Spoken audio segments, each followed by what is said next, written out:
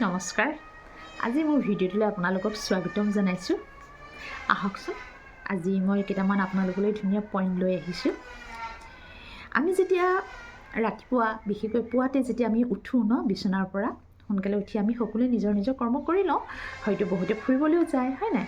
তাৰপিছত এটা কথা কোৱা হৈছে, ৰাতিপুৱাতে উঠি আপুনি ঘৰৰ সদস্য হওক বা ওচৰ চুবুৰীয়া হওক বা আপোনাৰ ঘৰৰ কুকুৰ পোৱালিটোক হ'লেও আপুনি খং নকৰিব।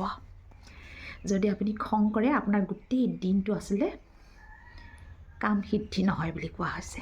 তাৰপিছৰ পইণ্টটোত কোৱা হৈছিলে যে মন্দিৰত সোমোৱাৰ সময়ত মানে পূজাৰ কৰাৰ সময়ত কেতিয়াও খং নকৰিব, নহ'লে ভগৱন্তই আপোনাৰ পূজাৰ গ্ৰহণ নকৰে। কিমান ধুনীয়া পইণ্ট। তাৰপিছতো কৈছে শুনিব, খোৱাৰ সময়ত যেতিয়া আমি খাদ্য খাওঁ বা চাহে খাওঁ, যিয়ে নাখাওঁ, খাদ্য খোৱাৰ সময়তো কিন্তু খং নকৰিব, কাৰো লগত তৰ্ক নকৰিব। কিয়?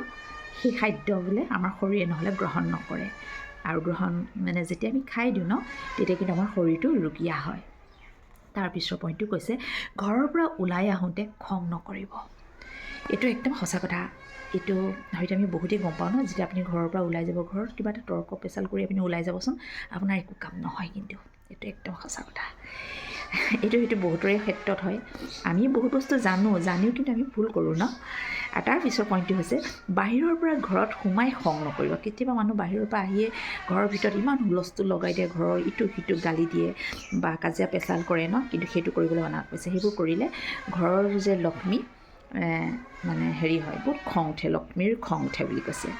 তাৰপিছতো কৈছে, ৰাতি যেতিয়া বিচনাত শুবলৈ যোৱাৰ সময়তো কিন্তু আপুনি খং নকৰিব।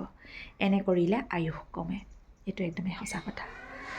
আমি বহুতে জানি শুনি কিন্তু আমি বহুত ভুল কৰোঁ এইবোৰ কাম আচলতে আমি কৰিব নালাগে। ৰাতি শোৱাৰ সময়তো দিনটো আপুনি যিখিনি কৰ্ম কৰিলে, কাৰোবাক যদি কিবা কৈছিলেও বা কাৰোবাক কেতিয়াবা যদি অকণমান টানকৈও কৈছিলে, তেওঁকো আপুনি ক্ষমা খুজক, ক্ষমা খুজি লওক, ক্ষমা কৰি দিয়ক।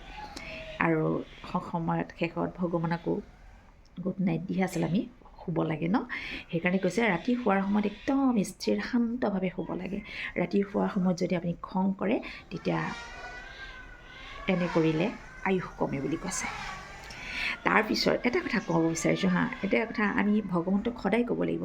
কৈছে যে, সেই ভগৱান মোক সদায়, আমি যেতিয়া ভগৱানৰ ওচৰত প্ৰাৰ্থনা কৰোঁ, ভগৱানৰ ৰুমত সোমাওঁ, মন্দিৰত যায়, নামঘৰত যায়, য'তেই নাযাওঁ, তেতিয়া আমি সদায় এটা কথাই ক'ব লাগিব যে, সেই ভগৱন্ত মোক সৎ পথত আগুৱাই নিয়া, কেতিয়াও মোক পথভ্ৰষ্ট হ'বলৈ নিদিবা। এই কথাষাৰ সদায় ক'বলৈ কৈছে। তাৰপিছত আৰু এটা কথা ক'বলৈ কৈছে, আকৌ কওক যে, সেই ভগৱান কেতিয়াবা যদি মোৰ অজানিতে ভুল হৈছে, তাক তুমি ক্ষমা কৰি দিয়া। ভগৱানৰ ওচৰত আমি সদায় সমৰ্পিত হ'ব লাগিব। ভগৱানৰ ওচৰত আমি ক্ষমা খোজাটো, ভগৱানক আমি কোৱাটো আমাৰ কাৰণে এইটো একো ডাঙৰ কথা নহয়। ভগৱান হৈছে আমাৰ পিতা, হয় নাই?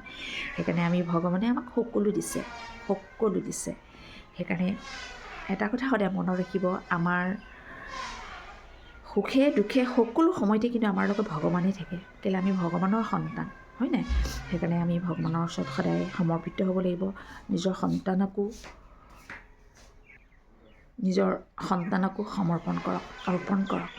চাবচোন, আপুনি যেতিয়া নিজে সমৰ্পিত হ'ব এনেকুৱা লাগে যেনেকৈ এটা সন্তানক দেউতাকে যেতিয়া বজাৰলৈ লৈ যায়, ৰাস্তাটো ইপাৰৰ পৰা সিপাৰলৈ পাৰ কৰাবলৈ হ'লে দেউতাকে ধৰি লৈ থাকে ধৰি থাকে নাই? ঠিক তেনেদৰে আমি যেতিয়া ভগৱানৰ ওচৰত অৰ্পণ হৈ যাওঁ ভগৱান যে এনেকুৱা লাগে মোৰ ওপৰত গাৰ্জেন আছে মোৰকো মানে সকলো ক্ষেত্ৰতে দুখ কষ্ট সুখ দুখ সকলোতে ভগৱান থাকে যে, তেতিয়া আপোনাৰ এনেকুৱা এটা লাগে আপোনাৰ মানে কোনোবা থকা নিচিনা আপুনি নিজে অনুভৱ কৰিব। কিন্তু এই অনুভৱটো কৰিবলৈ হ'লে আমি সদায় ভগৱানৰ ওচৰত সমৰ্পিত হ'ব লাগিব, সদায় নিজকে অৰ্পণ কৰিব লাগিব। সেইকাৰণে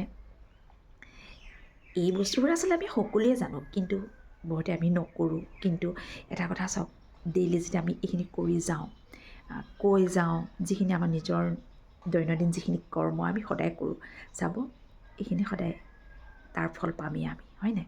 সেইকাৰণে মই এটা কথাই ভাবোঁ, সকলো কাম আপুনি ভগৱানৰ ওচৰত সমৰ্পণ কৰিব। আপুনি নিজে অৰ্পণ হ'ব, নিজৰ সন্তানক অৰ্পণ কৰিব, চাব আপোনাৰ সকলো কাম সিদ্ধি হ'ব। ঠিক আছে, আজিলৈ ৰাখোঁ, নহ'লে আকৌ এদিন আহিম আপোনাৰ ওচৰলৈ। এনেকুৱা ভিডিঅ' লৈ মই আকৌ ক'বলৈ আপোনালোকক চেষ্টা কৰিম। আৰু যদিহে এটা কথা কওঁ, যদি এই ভিডিঅ'টো মই কথা কওঁতে যদি কিবা ভুল ভ্ৰান্তি হৈছে, প্লিজ ক্ষমা কৰি দিব। ঠিক আছে, নমস্কাৰ।